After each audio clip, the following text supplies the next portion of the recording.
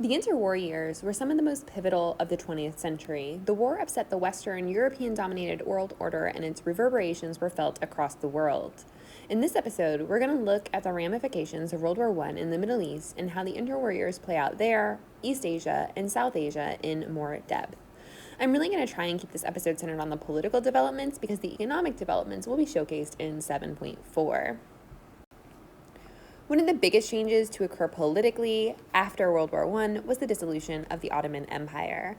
When the Ottoman Empire dropped out of the war by signing the Armistice of Mudros in October 1918, it was a hot mess of disorder and battlefields. The British, led by T.E. Lawrence, or Lawrence of Arabia, as he's better known, had managed to ally with the Arab princes led by the Sharifs of Mecca, Hussein, and later his son Faisal, seen here in the center, to fight the Ottomans from within. So at the end of the war, the British had occupied the Arab lands from the Mediterranean to Iraq. Let's get rid of Lawrence right here, all the way over. The Allies tried to disarm the Ottoman generals, some of whom were refusing to, but they were also needed to quell riots and banditry throughout the region as it became clear that Ottoman control was waning. In the meantime, some of the Turkish armies started to join with the ideas of Mustafa Kemal, later known as Ataturk, who wanted to create a Turkish national state and abandon the entire idea of empire. After a brutal, short civil war, the old Ottoman structure was abolished, the Sultan stepped down, and after the Treaty of Sèvres, Ataturk becomes the first president of Turkey. This seems to fit with the treaty's emphasis on national self-determination that Wilson was so keen on. In the Arab territories, the Treaty of Versailles, rather than creating an independent Arab state, as was promised by T.E. Lawrence to Faisal, they created what were called mandates, or colonies that, weren't colonies, or so they told themselves. Unbeknownst to both Lawrence and Faisal, the British and the French had divvied up the territories of the Arabs based on their own needs and their troop locations in a secret agreement called the Sykes-Picot Agreement. Furthermore, the British Secretary of State, Balfour, had promised territory inside the future Palestine, down here, for a Jewish home in order to secure the support of prominent Zionists. This thrice-promised land would not, in fact, become a united Arab state or a Jewish home for quite some time. Faisal, like Ho Chi Minh, sought his redress at the Treaty of Versailles. While there, he presented to the council, but was later rebuffed. Undeterred, Faisal then declared himself king of Greater Syria, only to be chased out by French troops and later handed the Kingdom of Iraq, which was new, by the sorry British at what was called the Cairo Conference. It didn't really go well. Faisal had no connections to Iraq and was seen as an outsider, setting up Iraq for decades of civil strife, a lack of nationalism, and eventually the rise of the extremist Ba'ath Party of Saddam Hussein, and later American invasion and the rise of the Islamic State. Syria experiences a similar fate as French dominion proves wildly unpopular, and after several failed uprisings, it eventually gets its independence during World War II, only to fall victim to a military coup in the 1950s led by the Assad family, which continues to rule Syria with an iron fist today. More successfully, Faisal's brother Abdullah starts the ruling line of Hashemite kings in Jordan, which still rules, albeit with more reforms than their neighbors. Let's move over to East Asia.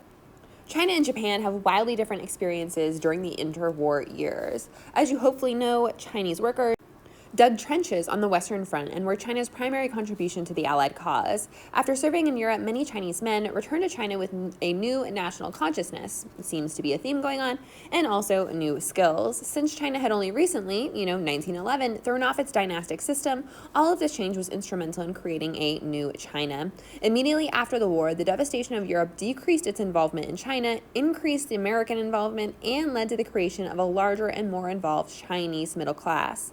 At the Paris Peace Conference, China had a delegation that hoped that its assistance during the war would be recognized with changes in the concessions, the spheres of influence, that had hamstrung China for over half a century. But instead, Japan was granted the German concessions and China was actually getting nothing.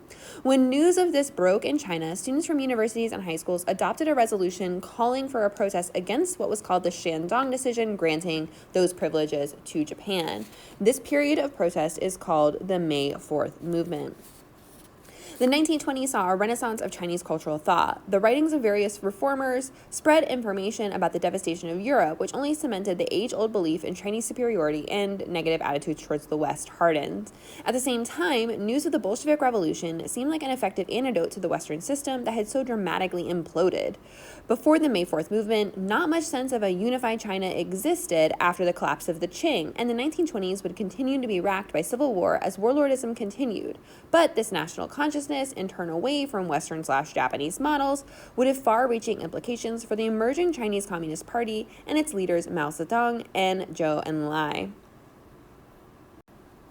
I'll talk about Japan's reaction to the Treaty of Versailles in another episode, but in the immediate post-war world, mass political movements ranging from workers' unions to women's rights emerged and demanded increased political representation. The Rice Riot, a rice riot, of 1918 was one of the most dramatic of these incidents. From August to October of 1918, over 30 separate violent protests broke out. Things also did not get better into the 1920s, especially since in 1923, Japan was struck by a massive earthquake and subsequent fire that killed over 150,000 people and left 600,000 people homeless. You can see the devastation here in this image. In the ensuing chaos, Korean and Chinese immigrants were killed and political dissidents were arrested. The Imperial Army used the chaos to assert its own control, disappearing major political leaders, orchestrating the assassination of the Prime Minister in 1921, and an attempt on the future Emperor Hirohito's life. Peace, I guess we'll call it peace, was restored by the adorably named Peace Preservation Act of 1925. Which severely curtailed individual freedoms and basically eliminated all forms of public dissent against the government. As the Emperor Hirohito took over, let's actually spell his name. In 1926, after his father's death, the generals in the army only grew in prominence, and the emperor's role mimicked that, building Japan's military culture up towards eventually the Manchurian Incident of 1936, which was the seizure of Manchuria, and the attempted military coup in 1936. I'll talk more about that in a later episode on the causes of World War II. The British Raj in India had one cardinal rule. India must never be a burden to the British taxpayer. She needed to pay for herself through what the British could take out of India. Unrest, political or otherwise, was expensive, and so the British system of rule in India relied heavily on influential leaders and local princes to do most of the work for them.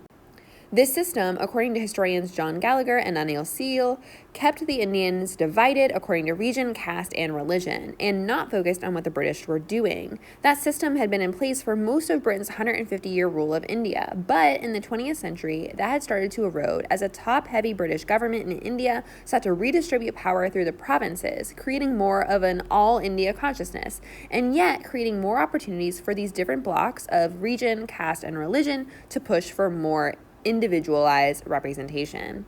It is into this situation that World War I enters, putting a huge weight onto the British apparatus in India and on Indians and Indian politicians. The war is expensive in India for both men and materials, but also provided a great opportunity for Indian producers, financiers, and entrepreneurs to show up Indian native industry, which had so taken a back seat during British imperialism. The financial situation after the war created a need for protectionist tariffs that further supported the development of independent Indian factories. Furthermore, the war and its aftermath had necessitated rising income taxes on Indians, which, coupled with the masses of Indian troops, meant more and more that Indians could, according to Gallagher and Seal, raise the cry, that sounds familiar to us, no taxation without representation.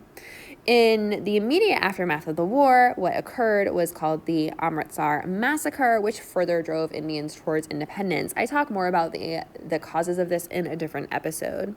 The 1920s also saw the rise of Gandhi as the de facto leader of the Indian National Congress, as he was able to push his satyagraha, or nonviolent approach, through the levers of power and out to the people through his status in the party.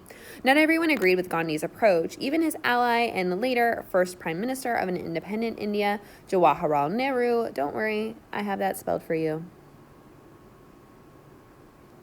questioned Gandhi's commitment to the creed, and a portion of the independence movement pushed towards radical, revolutionary activities, including assassinations and bombings. Similar activities had led to the development of home rule for Ireland, so why wouldn't they also work for India? Of course, the Great Depression starting in 1929 changed the calculus for the British Empire in India faster than Gandhi's mass organized boycotts could.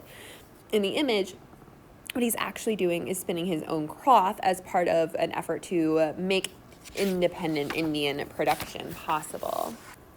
The new calculus afforded by the Great Depression holds for most places controlled imperially by Western Europe, where the global economic collapse of the 1930s devastated their carefully curated image of the superiority of Western systems, including imperialism, democracy, and capitalism, ushering in the cataclysm, finally, of World War II and the subsequent collapse of empire. Thanks for watching. Don't forget to like and subscribe so you never miss any AP World History content.